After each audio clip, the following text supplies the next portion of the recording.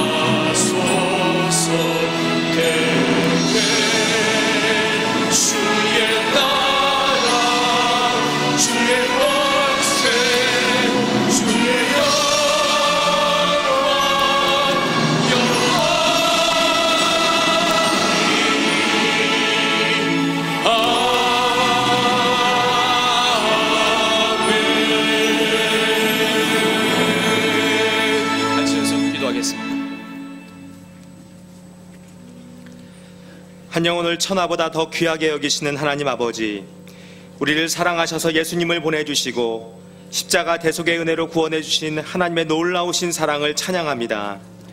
그 사랑에 감사하여 주님 전에 나와 신령과 진정으로 하나님을 예배하오니 우리의 모든 죄와 허물을 용서하여 주시고 치유와 회복을 경험하고 기쁨으로 하나님을 경배하게 하여 주시옵소서. 특별히 홈커밍 주일을 맞이하여 중앙의 모든 공동체가 한 영혼의 소중함을 경험하게 하시고 주님의 마음으로 하나님을 만나야 하는 이웃을 초청하게 하시니 감사합니다. 오늘 예배에 초대된 모든 새가족이 한 가족 되는 은혜를 허락하여 주시고 인생에 잊을 수 없는 소중한 영적 감동의 시간이 되게 하여 주시옵소서. 어린이부터 장년 예배, 외국인과 장애인 예배에 이르기까지 모든 지체들이 시간 드리는 예배를 통해 축제가 되게 하시고 영적 잔치를 열어가는 모든 성도들의 마음에도 하늘의 기쁨과 은혜로 가득하게 하셔서 모든 사역을 통해 하나님을 영화롭게 사람을 존귀하게 하는 과연 그 교회로 복내려 주시옵소서. 6월에 진행되는 세계선교대회와 준비 중인 몽골 단기 선교를 통해 열방을 품는 공동체가 되기를 소망합니다.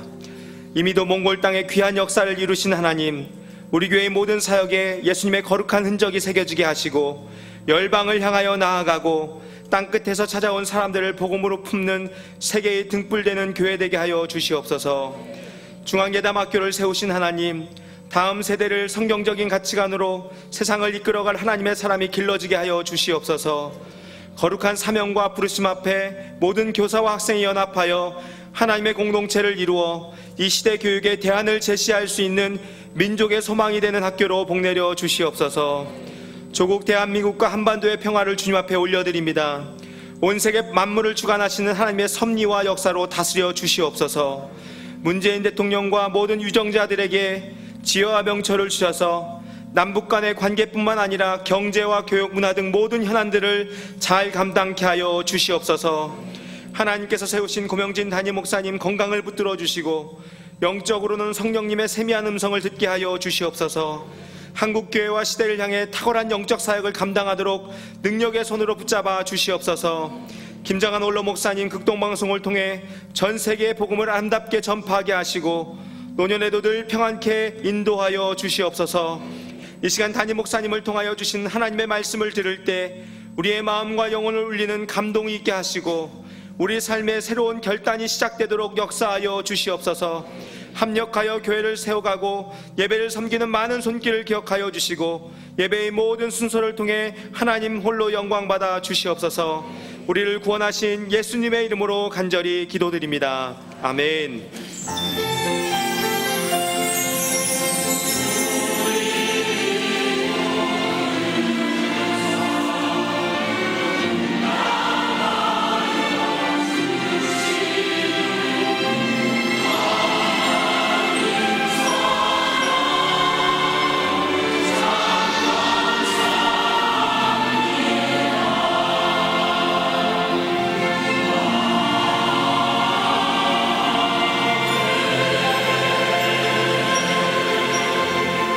찬송 488장 1절과 3절 빛대신 주님을 찬양합니다.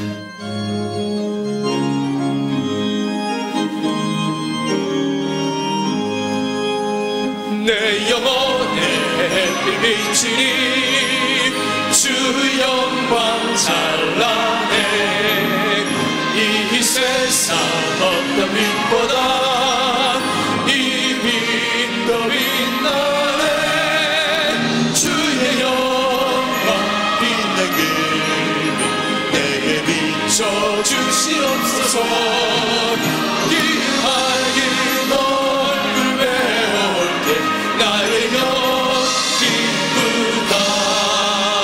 내 영혼에 온날 되어서 주 함께 하실 때 그 평화 내게 이끌고 주님의 꽃피네 주의 영광 빛난 길 내게 비춰주시옵소서.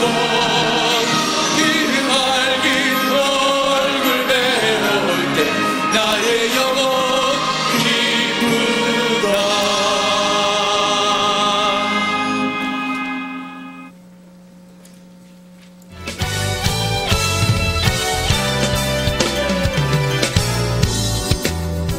월상예배와 새벽기도 11조 운동을 통해 하나님의 역사하심을 경험하는 한 달이 됩시다. 호국 보훈의 달, 조국의 안정과 평화를 위해 기도로 나라 사랑을 실천하는 축복의 6월이 되시길 바랍니다.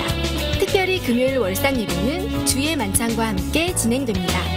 열방을 품는 공동체를 주제로 6월 17일부터 한 주간 진행되는 20차 세계선교대회에 중앙의 성도님들을 초청합니다. 기독교 유산을 찾아 떠나는 선교 투어 제1편 믿음의 땅 순례의 길 전라도, 제2편 통일을 꿈꾸는 땅 철원, 글로벌 패밀리와 함께하는 다정한 식사, 한국 가정에 초대된 적이 없는 외국인 성도들에게 그리스도인 가정의 따뜻한 밥상으로 예수 안에서 한 가족임을 기억하는 시간, 가정별, 목장별로 외국인 성도를 초청해 특별한 만남과 교제에 함께해주세요. 이주민을 품는 우리 공동체가 곧 열방을 품는 공동체입니다. 러브 몽골리아 2018 몽골 단기 선교가 8월 2일부터 8일까지 몽골 바양한 거리에서 열립니다. 이번 단기 선교는 몽골의 중앙교회 지교회 33개 교회 중 4개의 교회를 순방하며 영혼 구원 사역을 감당하게 될 것입니다. 생명력 있는 복음과 성령의 역사를 통해 수많은 영혼들이 주님께 돌아오고 몽골의 교회들이 건강하게 세워지길 소망합니다. 오늘 신청이 마감되오니 선교사역국 방문 또는 전화로 신청하세요. 이달의 추천도서는 고명진 담임 목사의 지저스 퍼스트입니다. 이달의 추천도서를 읽으시고 감상문을 제출해 주시면 심사를 통해 다음 달 추천도서를 한 권씩 드립니다. 처음 나오신 새가족이나 등록을 원하시는 분은 예배 후 1층 중앙비전홀로 오시면 자세한 등록 안내를 도와드리겠습니다. 할렐루야. 실록이 풀어가는 5월도 어느덧 마지막 주일을 맞이했습니다. 오늘 홈카밍 주일 3부 예배 참여하신 여러분을 진심으로 환영하고 사랑하고 축복합니다. 여러분 옆에 계신 분들과 다정하게 옆 사람이 감동을 받을 만큼 인사를 좀 하시는데 정말 옆에 앉아서 제가 영광이라고 감사하다고 건강하시라고 행복하시라고 네.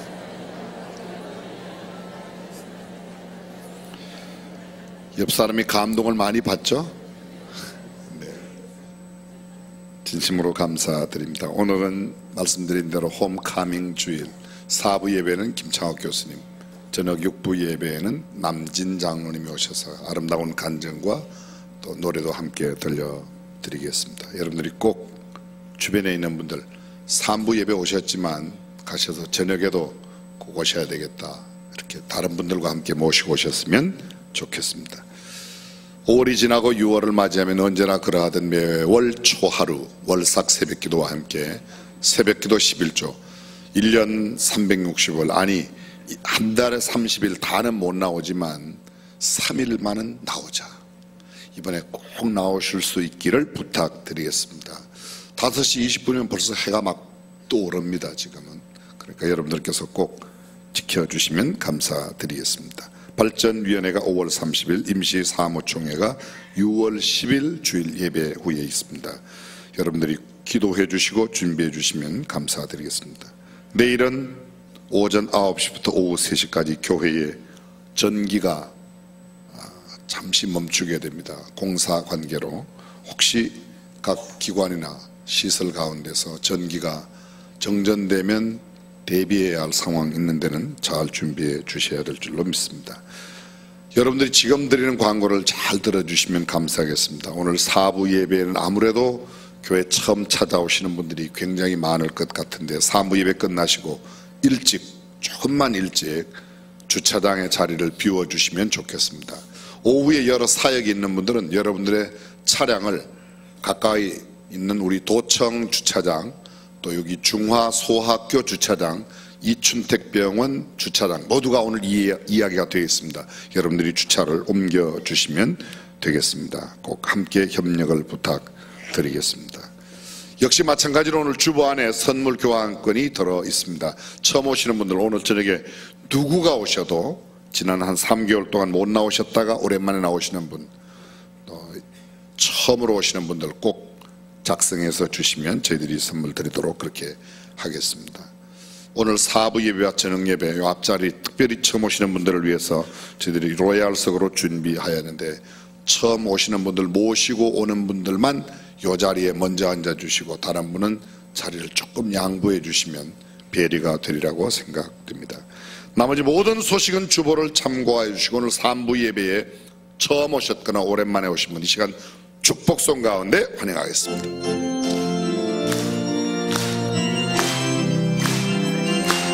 축복합니다. 축복합니다. 주님의 이름으로 처음 오시거나 오랜만에 오신 분, 함께 오신 분이 손을 잠깐만 들어주시면 감사합니다. 네, 감사합니다. 또 네, 저기도 2층에 영상 예배실, 식당 예배실, 전시관실, 아가페실 처음 오신 분들 모두 여기 앞에도 있습니다. 앞에도 축복합니다. God bless you. God bless you. 축복합니다. 주님의 사랑으로 옆 사람 마음껏 축복하며 God bless you. bless you. God bless you. God bless you.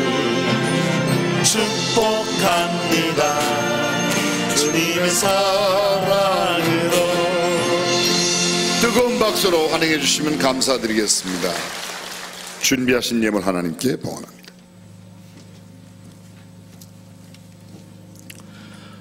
온 세상의 창조자 되시며 나의 구원자 되신 아버지 하나님을 찬양합니다. 또한 나의 힘 되시고 능력 되시며 기쁠 때나 슬플 때나 언제나 나의 위로가 되시는 주님을 찬양합니다. 주님, 이 예배 가운데 우리가 주님을 기다리오니 고요한 가운데 말씀하시고 우리의 마음을 조용하고 순전하게 하셔서 주의 말씀을 기대하며 듣게 하소서. 나와 나의 백성이 무엇이간데 이처럼 즐거운 마음으로 들을 힘이 있었나이까. 모든 것이 주께로 말미암았사오니 우리가 주의 손에서 받은 것으로 주께 드렸을 뿐이니이다. 주께서 우리에게 허락하신 많은 축복과 은혜를 기억하게 하심을 감사합니다. 마땅히 주께 드려야 할 것을 정성껏 준비하여 주께 드려오니 기쁘게 받아주시고 흠양하여 주옵소서.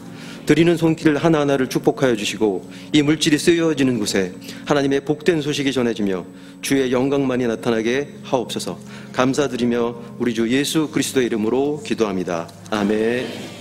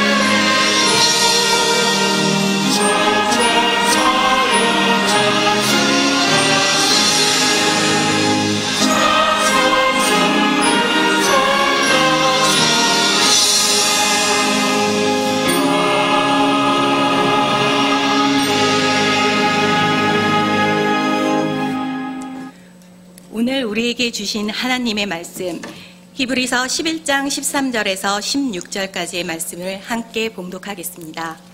이 사람들은 다 믿음을 따라 죽었으며 약속을 받지 못하였을 때 그것들을 멀리서 보고 환영하며 또 땅에서는 외국인과 나그네 보라 증거하였으니 이같이 말하는 자들은 본향을 찾을 것을 나타냅니다.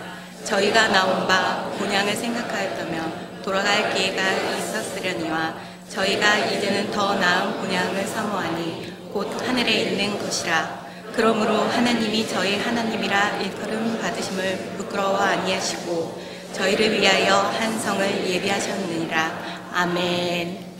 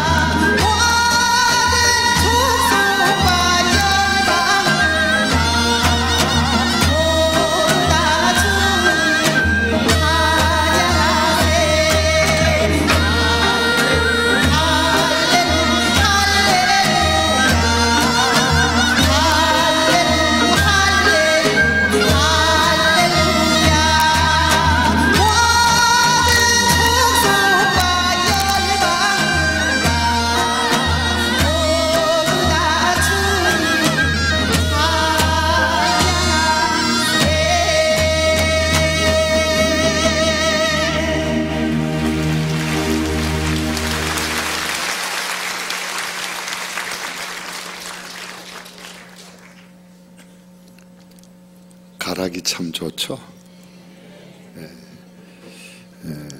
오늘 찬양대가 찬양을 할 때 바이올린을 한 우리 학생은 고등학생입니다. 고등학생인데 아름다운 찬양을 해서 아마 앞으로 여러분들이 세계적인 바이올리니스트가 나올 때 아마 보게 되리라고 확신하는데요. 또 우리 김남희 집사님 참 찬양을 잘하죠? 귀한 찬양 하나님께 영광드려 얼마나 감사한지 모르겠습니다. 1년 52주 한 주일도 빠짐없이 예배 때마다 찬양을 드리는 우리 찬양대원들, 또 지휘하시는 분, 반주하시는 분들, 어김없이 봉사의 손길로 섬기시는 모든 분들 진심으로 감사드립니다. 오늘 홈카밍 주일로 저희들이 지킵니다. 주보에 오늘 설교 제목을 보셨습니까? 뭐라고 되어 있죠? 홈카밍 주일날 고잉 홈.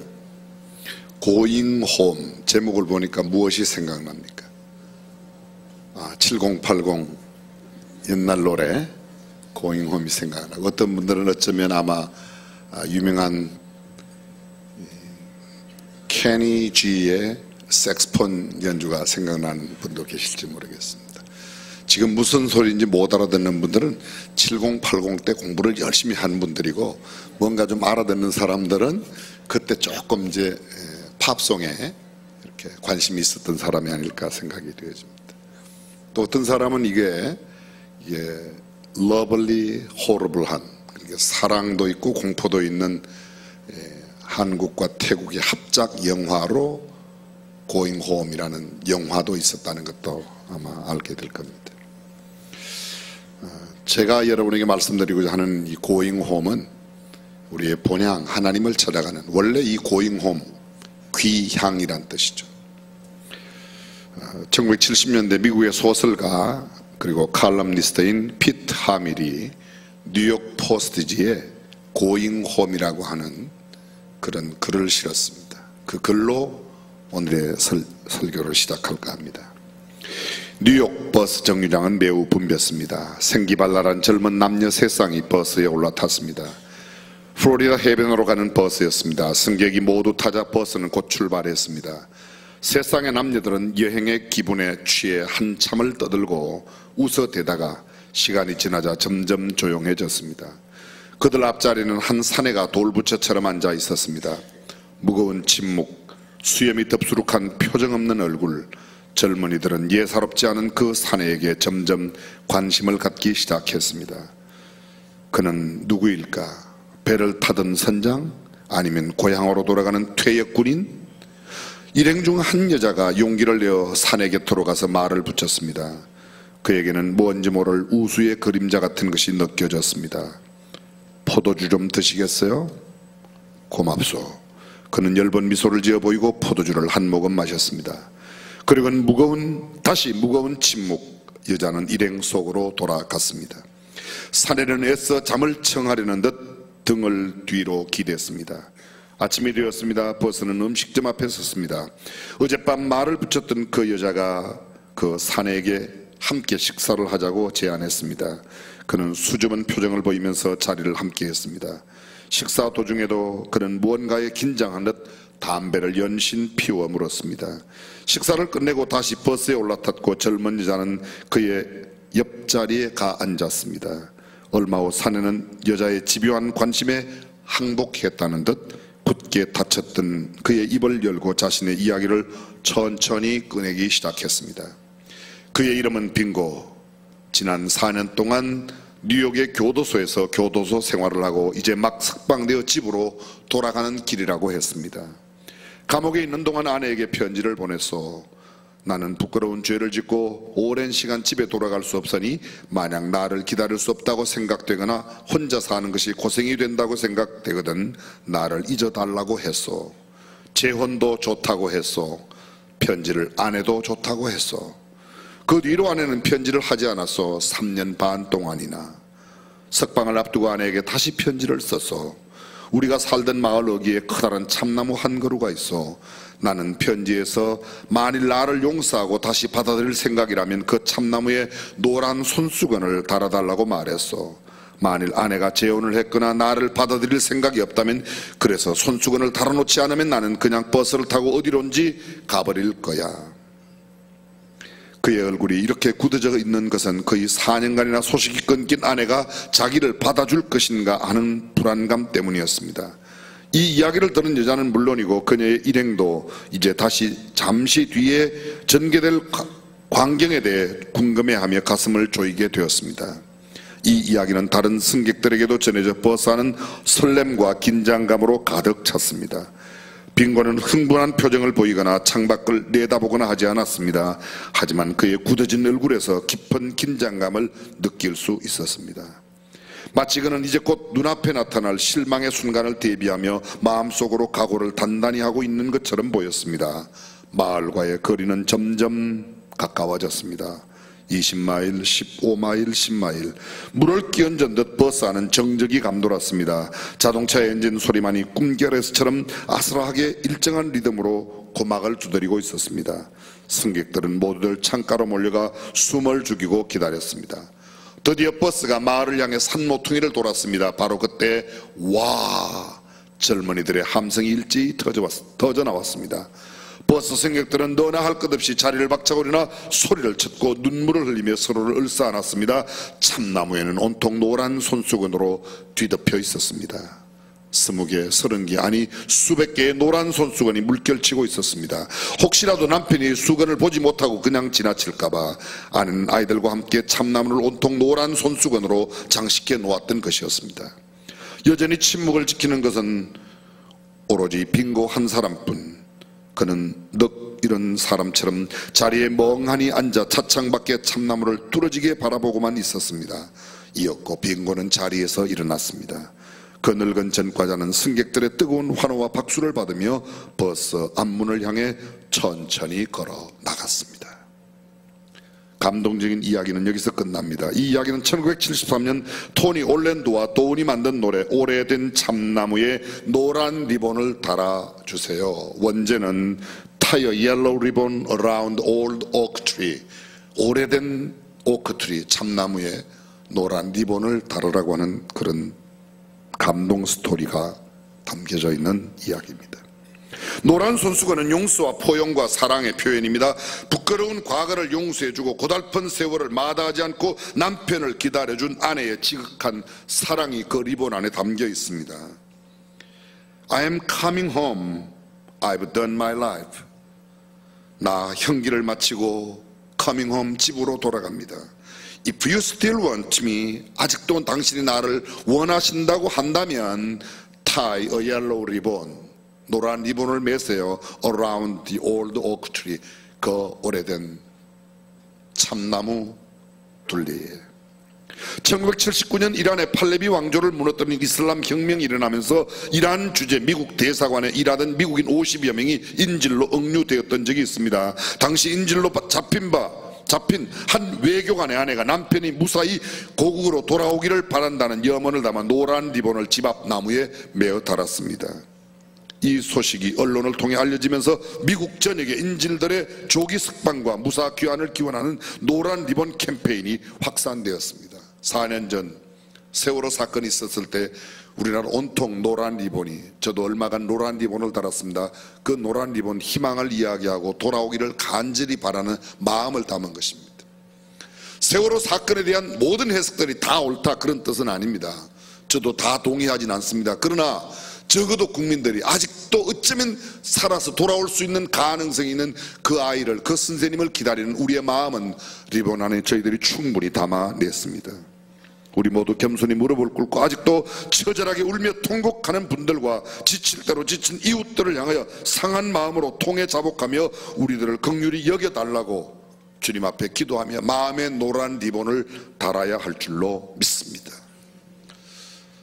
얼마 되지 않은 이야기입니다. 2012년 6월 1일 대전 현충원에 실제로 있었던 일입니다. 붉은색 우체통을 하나 만들어 현충원에 세웠습니다. 가로가 3.3m, 세로가 3.6m, 높이가 5m. 지금 화면에 나타난 바로 우체통입니다. 하늘색 날개를 2개 가지고 있고 편지 투입구는 아이들도 편지를 넣을 수 있을 만큼 낮은 곳에 높은 곳에 4개의 편지 투입구가 준비되어 있는 그런 우체통입니다. 그 우체통의 이름은 하늘나라 우체통입니다. 왜 설치하였는가? 설치 배경이 참 재미있습니다. 때로 묘비 앞에 놓인 편지를 발견했던 현충원의 원장과 관리하는 분들, 나라와 국민을 위해 바친 조국의 아들 딸들에게 유족들의 그리움을 담은 편지를, 그리고 메모들, 애틋한 사연의 글들이 전달되지 못한 채, 아니 영원히 전달되지 않을 채 눈비에 젖은 채 있거나 빛바랜 모습으로 무덤 사이에 흩날리는 것을 너무도 안타깝게 바라본 그들이 우체통을 만들어 그곳에 넣기로 했던 겁니다. 유족들과 국민은 꾸준히 편지를 남기거나 우편으로 그들에게 글을 보내고 있었습니다. 떠난 아들, 딸을 향한 안부의 글, 나라를 지켜준 그들에 대한 존경과 감사의 뜻, 그곳에 묻혀있는 그들의 생일에 보내는 너를 잊지 못한다는 짧은 메모 엽서, 집안의 경사 때 떠나간 그들을 초대하고 싶은 초대장, 또 어떤 이는 그들의 친구에게 자기의 결혼을 초청하는 청첩장까지. 보낼 곳이 없어 묘비 앞에 돌을 올려놓고 돌아가는 유족들의 뒷모습을 보는 안타까움을 본 현충원 관리소에서 하루 정도 편지를 자리에 놓아두었다가 묘역 우편물 수집처를 만들었다고 합니다. 2012년 6월 1일 그 우체통을 세운 날 모은 편지들만 수첩을 만든 책을 만들었는데 1000여 통의 편지로 무려 10권 이상이나 되는 편지첩을 만들었다고 합니다. 1991년 군복무 중에 순국한 20아들을 21년 동안 약 700여 통의 편지를 보내며 지켰던 아버지의 편지도 들어갔습니다. 20년 전 먼저 태어난 남편에게 쓴 부인의 편지 한 토막입니다. 가슴 시리도록 보고 싶은 당신께. 당신이 우리 곁을 떠난 지 20년이 흘렀습니다. 현충원에 하늘로 가는 우체통이 개설되어 이제 편지로 소식을 올립니다. 우리는 늘 당신이 하늘에서 우리를 지켜봐 주시는 덕분에 잘 지내고 있습니다. 중간은 생략하고 맨 그 편지의 마지막은 먼 훗날 당신 곁에 가건 늙었다고 몰라보지 마세요. 오늘도 당신을 그리는 당신의 아내가. 누나가 동생에게 보낸 편지가 있습니다. 선우야, 누나는 네가 너무 보고 싶다. 꿈에라도 나타나지 어떻게 한 번도 꿈에도 나타나지 않니?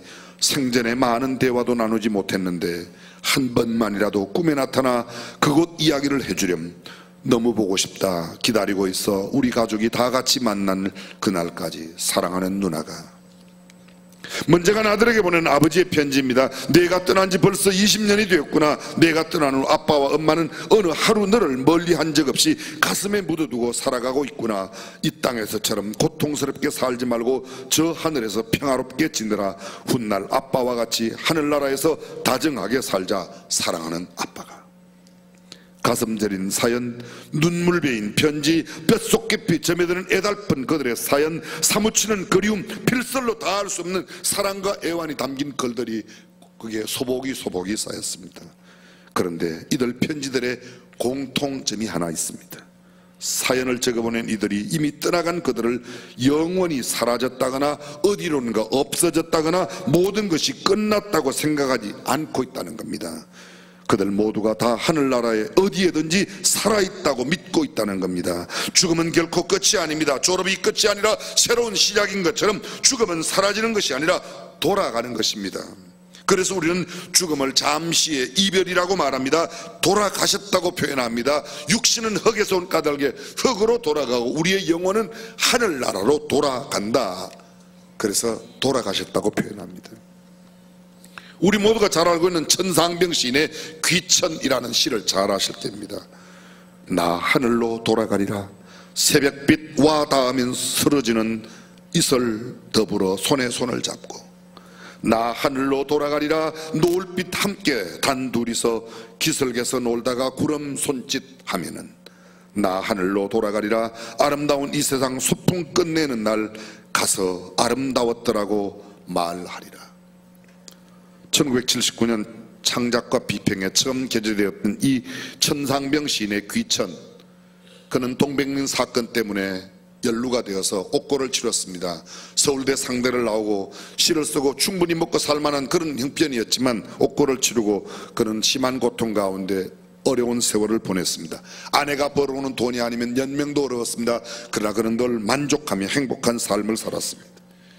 그러다가 63세를 일기로 자기의 간 경화를 이기지 못한 채 하늘로 떠나갔습니다. 인생은 본향을 향해 나아가는, 하룻밤 지나가는 나그네와 같은 것입니다. 본향을 그리워하고 그리로 돌아가고픈 마음, 이것이 어쩌면 모든 인생들의 귀소 본능인지도 모르겠습니다. 오늘 본문 히브리서 11장, 우리가 잘 알고 있는 믿음장입니다. 사실은 믿음의 영웅들을 기록한 장입니다. 믿음의 거장들이 질비한 믿음의 큰 산맥이라고 할 수 있습니다. 본문을 우리가 읽은 이 개역 성경으로는 이해가 조금 어렵습니다. 제가 이해하기 쉬운 공동번역과 현대인의 성경으로 다시 한번 본문을 2번 읽어보겠습니다. 그들은 모두 믿음으로 살다가 죽었습니다. 약속받은 것을 얻지는 못했으나 그것을 멀리서 바라보고 기뻐했으며 이 지상에서는 자기들이 타양 사람이며 나그네에 불과하다는 것을 인정했습니다. 그들이 이렇게 생각한 것은 그들이 찾고 있던 고향이 따로 있었다는 것을 분명히 드러내는 것입니다. 만일 그들이 떠나온 곳을 고향으로 생각했었다면 그리로 돌아갈 기회도 있었을 것입니다. 그러나 실제로 그들이 갈망하는 곳은 하늘에 있는 더 나은 고향이었습니다. 그래서 하나님께서는 그들이 당신을 자기들의 하나님이라고 부르는 것을 수치로 여기지 않고 오히려 그들을 위해서 한 도시를 마련해 주셨습니다. 현대인의 성경입니다. 이 사람들은 모두 믿음을 따라 살다가 죽었습니다. 그들은 약속된 것을 받지 못했으나 그것을 멀리서 바라보고 기뻐했습니다. 그리고 그들은 이 세상에서 잠시 머무는 나그네에 불과하다고 고백했습니다. 이와 같이 그들은 찾고 있는 고향이 따로 있다는 것을 보여주었습니다. 그들이 떠나온 옛 고향을 생각하고 있었다면 돌아갈 수도 있었을 것입니다. 그러나 그들은 더 나은 하늘에 있는 고향을 그리워하고 있었습니다. 그래서 하나님께서는 그들의 하나님이라고 불리우는 것을 부끄러워하지 않고 오히려 그들을 위해 한 성을 예비해 주셨다, 그런 말입니다. 다시 13절을 보실까요? 그들은 모두 믿음으로 살다가 죽었다. 모두 믿음으로 살다가 죽었다고 말합니다. 죽는 것은 동일합니다. 사는 것도 믿음을 따라 살다가, 믿음을 가지고 살다가, 믿음으로 살다가, 그렇습니다. 이 지상에서는 자기들이 타양 사람이며 나그네에 불과하다는 것을 인정했습니다. 이 세상에 잠시 머무는 나그네에 불과하다는 것을 그들이 고백했습니다. 인생은 나그네입니다. 잠시 지나가는, 하룻밤 지나가는 과객에 불과합니다. 믿음의 사람들인 그들은 육신에 머무는 동안에는 본향을 누리지 못하였지만 믿음으로 살았다고, 믿음을 따라 살았다고 말하며 그들이 떠난 그들의 뒤에는 영원한 본향이 있었다고, 영원한 본향을 사모하는 나그네와 타양 사람으로 살았다고 말합니다. 믿음의 사람입니다. 그들은 믿음의 영웅이요, 믿음의 거장이요, 믿음의 단인이요, 믿음의 표상입니다. 그런데 그들 모두도 다 죽었습니다. 믿음의 사람도 죽는 것은 피할 수 없습니다. 성경이 무엇이라고 말합니까? 죽음은 만인의 공도입니다. 다윗은 말하기를 내가 세상 모든 사람의 가는 길로 가게 되었다고 말합니다. 욥은 이렇게 말합니다. 내가 모태에서 적신으로 나와 싸운 즉 적신이 그리로 돌아갈지라. 인생은 빈손으로 왔다가 빈손으로 돌아가는 공술의 공수거입니다. 베드로는 말합니다. 나그네와 행인 같은 것이 우리 인생이라고. 예수님의 동생이었던 야고보는 말합니다. 내일 일을 너희가 알지 못하는도다. 너희 생명이 무엇이뇨? 너희는 잠깐 보이다가 없어지는 안개라고 이야기했습니다. 호세아는 이렇게 말합니다. 이러므로 저희는 아침 구름 같으며 쉽게 사라지는 이슬 같으며 마당에서 광풍에 날리는 쭉정이 같으며 굴뚝에서 나가는 연기 같으니라. 인생은 허무하고 더덥고 짧은 것이란 말입니다. 그런데 14절은 이렇게 말합니다.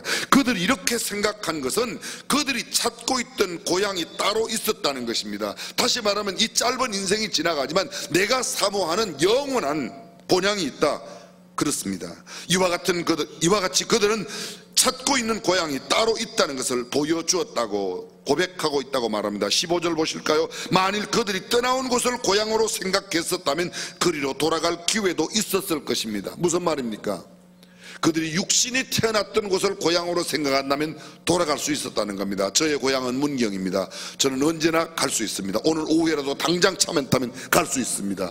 여러분의 고향 어디라도 갑니다. 어떤 사람 말합니다. 이북이라면 갈 수 있어요. 갈 수 있어요. 근데 가지 마세요. 안 가는 게 좋아요.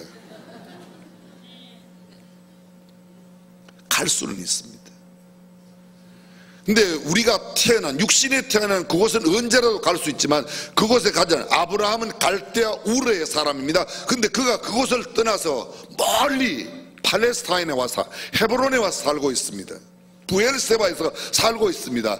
더 나은 본향, 하나님 나라를 사모하기 때문입니다.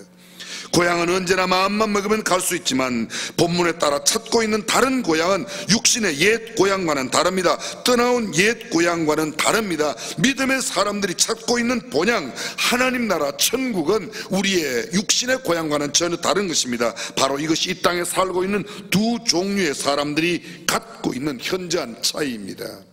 우리는 전자를 육에 속한 사람이라 부르고 후자를 영에 속한 사람이라고, 다시 말하면 육신의 고향을 찾아 그것을 그리워하며 살아가는 사람을 육에 속한 사람이라고 말하고, 더 나은 고향 하나님 나라를 사모하며 살아가는 사람을 영에 속한 사람이라 그렇게 말하는 겁니다. 본향을 알고도, 천국이 있음을 알고도 육신의 고향만을 위하여 살아가는 사람들을 육신에 속한 사람, 그러니까 이 땅의 것만 알고 이 땅의 것만 위하여 살아가는 사람을 육에 속한 사람, 천국을 알고도 이 땅에 속한 것처럼 살아가는 사람 육신에 속한 사람, 천국을 알고 천국을 사모하며 살아가는 사람 영에 속한 사람, 세 종류의 사람으로 나뉜다는 겁니다. 그러면 믿음의 삶이라는 어떤 것입니까? 육신에 머무는 동안에 갖는 지식이나 부귀 영화에 만족하지 않습니다. 육신의 쾌락과 향락에 깊이 젖어들지 않습니다. 세상의 물질과 권세에 집착하지 않습니다. 이들은 육신의 고통과 가난, 질병과 역경에 굴하거나 좌절하지 않습니다. 때로는 심한 핍박과 박해 가운데 있다 할지라도 신앙과 양심을 저버리지 않습니다. 이들은 성경적인 가치관을 기준으로 살아갑니다. 신적 사관을 갖고 살아갑니다. 여기 신적 사관이란 말은 어떤 세상에 일어나고 있는 모든 역사를 하나님의 눈으로 바라보고 세상에 일어나는 모든 사건들을 하나님께서 어떤 의미를 담아놓고 이런 사건을 행하시는가에 관심이 있는 사람입니다. 반대로 육적인 삶이란 이런 삶입니다. 세상적 가치 기준으로 살아갑니다. 부와 권세와 지식을 추구합니다. 물질을 추구합니다. 세상의 향락과 물질과 쾌락을 사랑합니다. 저들은 가난하면 인생은 실패했다고 말하고, 저들은 고통과 질병 속에 있는 섭리와 경륜을 찾기보다는 좌절하고 절망합니다. 박해와 핍박을 참아내기가 힘듭니다. 자신이 희생하고 손해보는 일을 좋아하지 않습니다. 천국에 소망을 두고 있지 않습니다. 죽으면 그만이지, 나 죽으면 다 소용없어, 짧고 허무한 인생 되는 대로 그럭저럭 살다가 떠나면 그만이라고 말합니다. 사랑하는 성도 여러분, 여러분들은 어느 곳에 속하여 있습니다. 성경 속에 하나냐와 미사엘과 아사랴, 여러분이 그대로 아시는 대로 사드락 메삭 아벳느고를 기억하십니까? 7배나 뜨거운 풀무불 앞에서도 그들의 신앙을 저버리지 아니하고, 우리는 우리의 섬기는 하나님이 우리를 구원할 겁니다, 그리 안해한다고 해도 왕이 만든 금신상에게 절하지 않겠습니다. 그들이 더 나은 본향을 향하여 살아가고 있는 사람들입니다. 팔려가는 요셉, 노예가 된 요셉, 감옥에 들어간 죄인이 된 요셉을 생각해 보십시오. 그러나 그는 훗날 이렇게 말합니다. 하나님께서 나를, 우리 가족을 구원하시기 위하여 먼저 보내셨다고. 형들이 나를 미워한 것이 아니라, 형들이 나를 팔았다는 게 아니라 하나님이 우리를 구원하시기 위하여 나를 미리 보내셨다고 이렇게 말합니다. 사자굴 속의 다니엘을 생각해 보십시오. 그는 사자굴 속에서도 던짐을 당하였지만 하나님 앞에 기도합니다. 왕의 조수의 의인이 지킨 것을 알고도 예루살렘을 향하여 하루에 3번씩 기도했던 그가 결국은 사자굴 속에 던짐을 당합니다. 하나님께서 사자들의 입을 봉했습니다. 이튿날 궁금한 왕이 그에게 다가와, 다니엘아, 다니엘아, 너의 섬기는 살아계신 하나님이 너를 구원하시기에 능하셨느냐? 다니엘이 대답하여 가로되, 사시는 하나님을 두고 내가 말합니다. 왕이여, 왕은 만세수를 하옵소서. 나의 섬기는 나의 하나님, 살아계신 하나님이 나를 구원하셨습니다. 그는 죽음 앞에 양심을 팔지 않았습니다. 신앙을 저버리지 않았습니다. 광야에 외치다가 처참하게 목배임을 당한 침례 요한을 생각해 보십시오. 그는 정의를 위해서, 공의를 위해서 외쳤습니다. 시어머니를 쫓아 유다 베들레헴으로 따라온 룻을 생각해 보십시오. 자기의 고향 땅 모압 땅을, 자기의 고국을 저버리고 자기를 개 취급한, 아니 사람 취급도 하지 않는, 총에 들어가지도 못하는 그곳 유다 베들레헴 땅으로 유대인을 따라갔던 룻, 보다 나은 고향을 바라보는 사람이 있기 때문에 그렇습니다. 이런 사람들의 이야기가 성경에 가득 차 있습니다. 어떻게 이들이 이런 삶을 살고 또 이렇게 죽을 수가 있었습니까? 오늘 본문 16절은 그 대답을 우리에게 이렇게 말합니다. 그러나 실제로 그들이 갈망하는 곳은 하늘에 있는 더 나은 고향이었기 때문이라고. 그래서 하나님께서는 그들이 당신을 자기들의 하나님이라고 부르는 것을 수치로 여기지 않고 오히려 그들을 위하여 한 도시를 마련해 주셨다. 현대인의 성경을 보시죠. 그러나 그들은 더 나은 하늘에 있는 고향을 그리워하고 있었습니다. 그래서 하나님께서는 그들의 하나님이라고 불리는 것을 부끄러워하지 않고 오히려 그들을 위해 한 성을 마련해 놓으셨다고 말합니다. 더 나은 하늘나라의 고향, 소위 본향을 그리워한 그들의 삶, 그 본향을 추구하는 그들의 삶의 태도와 그들의 마음이 그 모든 것을 감당해낼 수 있었습니다. 돌아갈 곳이 분명한 사람은 지금 이 땅의 삶에 집착하지 않습니다. 본향을 확신하지 못하기에 불안하고 염려합니다. 이 땅의 것으로 만족을 삼습니다. 진정한 본향을 알고 있는 사람은 이 땅의 아름다움에 지나치게 빠져들지 않습니다. 그들은 이 땅에서의 고통과 시련도 크게 개의치 않습니다. 잠깐이기 때문입니다. 하룻밤 경점처럼 지나가는 것이기 때문에, 그림자 같은 것이기 때문에 일식간에, 순식간에, 별안간에, 일식이 뭐예요? 한 번 숨쉬는 사이에 지나가는 거예요. 별안간이 뭐예요? 눈 깜짝할, 눈 안 사이가 눈 깜짝할 사이에 지나가는 거라고 생각합니다. 인생 80년, 90년, 100년 매우 긴 것 같지만 영원에 비하면 이것은 아무것도 아닙니다. 이 세상 소풍 언젠가 끝나고 돌아가는 것 인생입니다. 그러므로 본향을 찾는 사람들은 매 순간마다 이 세상은 잠시 잠깐 머물다 가는 정거장 같은 곳이요, 나는 언젠가는 내 주님 계신 곳으로, 나의 영혼은 본향으로 간다는 순례자 의식을 갖고 살아가는 겁니다. 하나님은 우리를 위하여 한 성을 마련해 주셨다고 말합니다. 한 도시를. 오늘 넓은 아파트가 없고 고급 저택이 내 것이 아닐지라도, 오늘 나는 여기서 고급 승용차를 타고 다니지 못하며 아침 저녁으로 그 복잡한 버스와 전철로 시달림을 받는다 할지라도, 아니 지금 항상 돈 걱정 때문에 시달리고 힘들게 바둥바둥 살아가는 것 같아도 어떤 날 이 모든 삶 끝나면 영광스러운 하나님 나라가 있다는 것을 믿는 사람은 오늘 충분히 이겨낼 줄로 믿습니다. 그렇습니다. 지금은 조롱당하고 멸시 천대받아도 우리 주님께서 준비하신 영광스러운 천국의 보상과 위로와 희망이 있다고 있는, 희망을 믿고 있는 사람들은 넉넉히 이기며 승리할 줄로 믿습니다. 사랑하는 성도 여러분, 저는 오늘 우리가 함께 드리는 이 3부에 참여한 모든 성도들이 단 한 명도 예외 없이 영광스러운 본향을 사모하며 살아가시기를 주님의 이름으로 축원합니다. 어리석은 사람과 지혜로운 사람의 차이가 무엇입니까? 본향을 모르고 본향이 없다고 생각하며 살다가 어떤 날 임종을 맞이하고 세상을 떠났을 때 천국이 있는데도 그곳에 들어가지 못한다면 그보다 더 미련한 사람이 어디 있겠습니까? 그보다 더 어리석은 사람이 어디 있겠습니까? 근데 반대로 이 땅에서는 비록 넉넉하지 못하고 힘들고 고통스럽게 살아가지만 본향을 알고 예수 그리스도를 믿어 천국의 소망을 가지고 살다가 어떤 날 이 육신의 장막을 벗어버리고 영광스럽게 나의 본향 천국 하나님의 품으로 안기는 것이 확실한 사람은 그냥 얼마나 지혜로운 사람이며 그 사람이야말로 행복한 사람이라고 말할 수 있을까요? 다시 말씀드립니다. 80년, 90년, 100년 힘이 짧습니다. 영원이라고 하는 것에 비하면 영원이 얼마나 길까요? 어떤 사람이 영원을 이렇게 설명했습니다. 아프리카의 사하라 사막에 있는 모래, 아프리카 사하라 사막에 있는 그 모래를 한 알씩 미국의 애리조나 사막으로, 아니면 저기 텍사스 주로 1000년에 한 알씩 옮기는 겁니다. 1000년에 한 알씩. 1000년 되면 모래 한 개 옮기고 1000년 되면 모래 한 개 옮기고, 그래서 그걸 다 옮기고 난 시간이 영원이래요. 제가 거기다가 한마디 더 붙였습니다. 그거 다 옮기고 1시간 더 길어야 영원 되는 거예요. 그 영원한 시간에 비하면 우리의 시간은 힘이 짧은 겁니다. 그러므로 이 땅에 짧은 인생 지나며 당하는 그런 어려움과 역경 때문에 우리의 삶을 좌절하거나 절망하지 말고 영원한 본향을 사모하며 going home, 그곳으로 가는 저와 여러분이 될 수 있기를 주님의 이름으로 축원합니다. 마지막 짧은 이야기 한 토막만 하고 마치겠습니다. 옛날에 어떤 임금님이 계셨는데 마음이 울적할 때마다 서커스단의 광대를 불러다가 어릿광대 짓을 하게 하는 겁니다. 단골 광대가 있었습니다.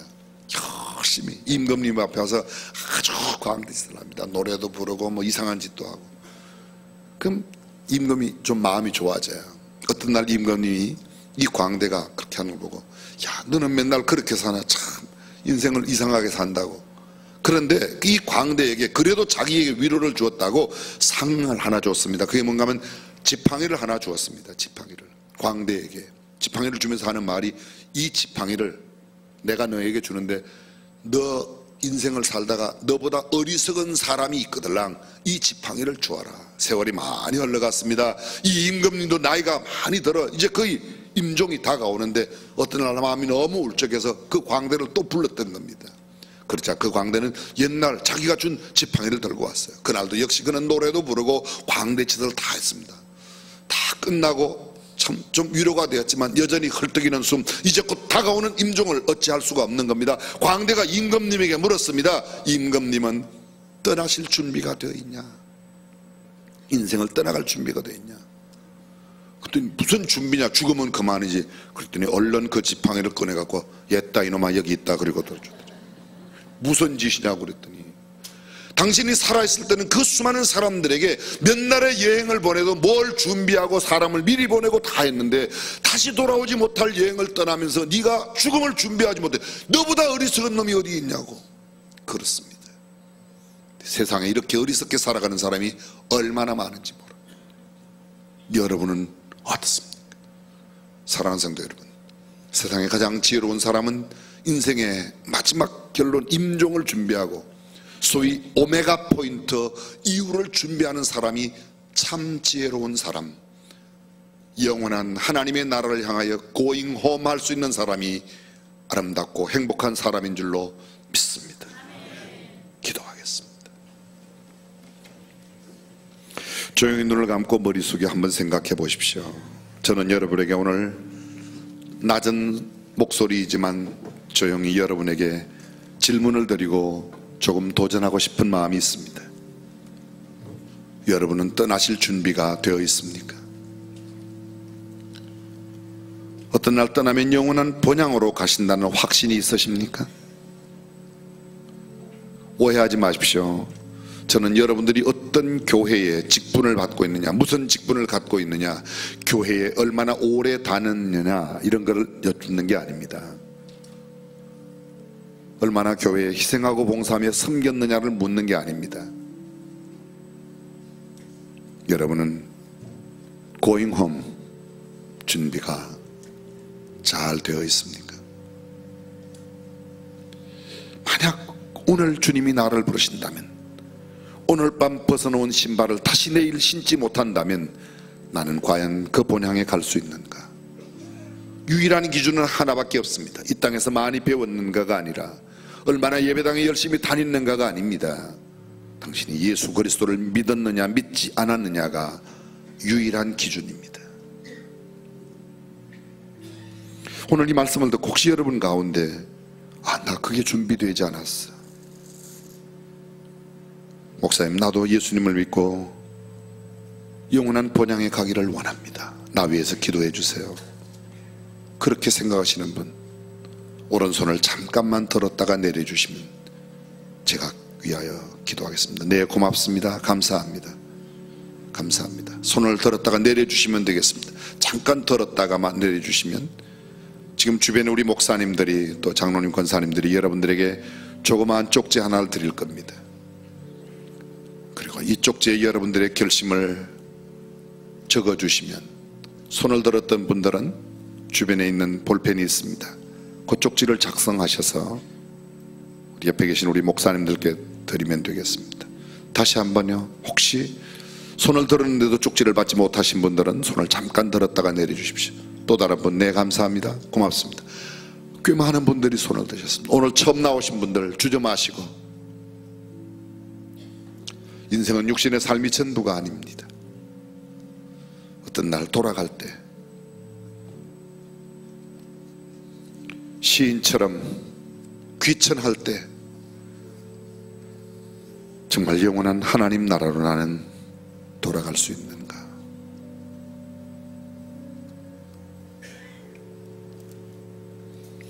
이미 예수 그리스도를 구주와 주님으로 영접한 분들이 상당수 계실 겁니다. 대부분은 그러실 겁니다. 그런 분들은 나만 그곳에 갈 것이 아니라 아직도 내 집안 사람들 가운데, 내 사랑하는 가족과 친척, 이웃 가운데 이 놀라운 비밀을 알지 못한 채 고잉 홈 준비가 되지 않은 사람들을, 나도 그들을 주님 앞에 인도해야 되겠다, 그런 각오와 결심으로 기도하시기 바랍니다. 지나간 한 달 동안 홈커밍 주의를 지키겠다고, 여러분 주변에 아직도 주님을 모르는 사람들을 한 분만 초청하자고, 어쩌면 나는 무심코 들어왔는지도 모르겠습니다. 나의 무심함이 그들을 영원한 지옥으로 가게 만들어요.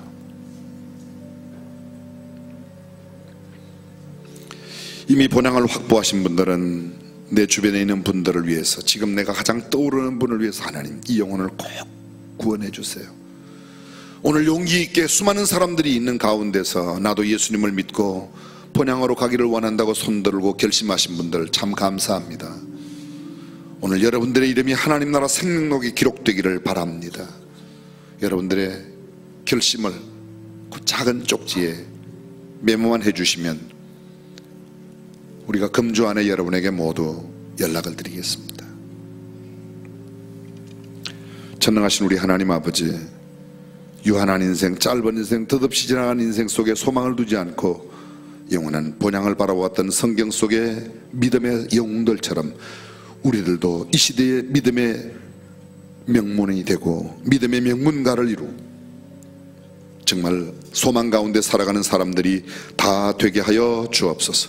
오늘 특별히 예수 그리스도를 구주와 주님으로 영접하기로 다짐하고 결심하며 손을 든 형제와 자매들의 이름을 하나님 나라 생명록에 주께서 선명하게 기록하여 주시옵소서. 그리고 이미 예수 그리스도를 믿는 우리에게는 아직도 믿지 못한 사람, 믿지 않는 사람들을 주님 앞에 인도할 수 있는 용기와 힘과 권능과 능력을 더하여 주옵소서. 우리 주님 예수님의 이름으로 기도합니다. 아멘. 다 함께 일어나셔서 믿음으로 살겠습니다. 결단하면서 찬양합니다.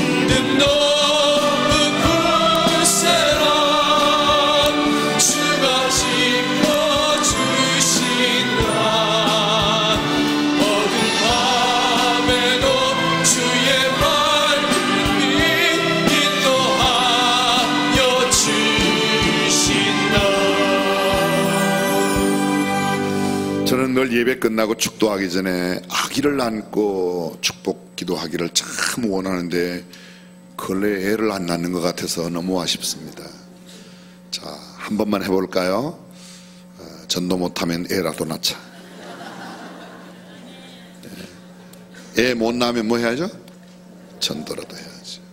오늘 4부 또 5부 6부 아직도 3번이나 예배가 남아있는데 오늘 학교에서도 또 오후에 예배가 우리 학생들과 학부모가 하는 예배가 있습니다. 중앙예담학교에서 주일마다 오전에 학생들 또 학부모 중심으로 오후에 이렇게 해서 예배가 2번 있고 교회에서 6번 모두 8번 주일마다 예배를 드리는데 많은 분들이 정말 구원받는 역사가 일어나기를 바라고 젊은 분들 제발 바라옵기를 아이를 좀 낳으세요. 기도하겠습니다. 주 예수 그리스도의 은혜와 하나님의 무한하신 사랑과 성령님의 감동, 감화, 교통, 충만하심이 하늘나라의 영원한 본향을 확신하며 살아가는 성도들과 그들의 자녀들 또 오늘 굳게 결심하며 참된 본향을 향하여 살기로 다짐하는 모든 분들과 그들의 가정 위에 우리 조국 대한민국 대통령과 온 백성 가운데 영원토록 함께 하시기를 간절히 축원하옵나이다. 아멘.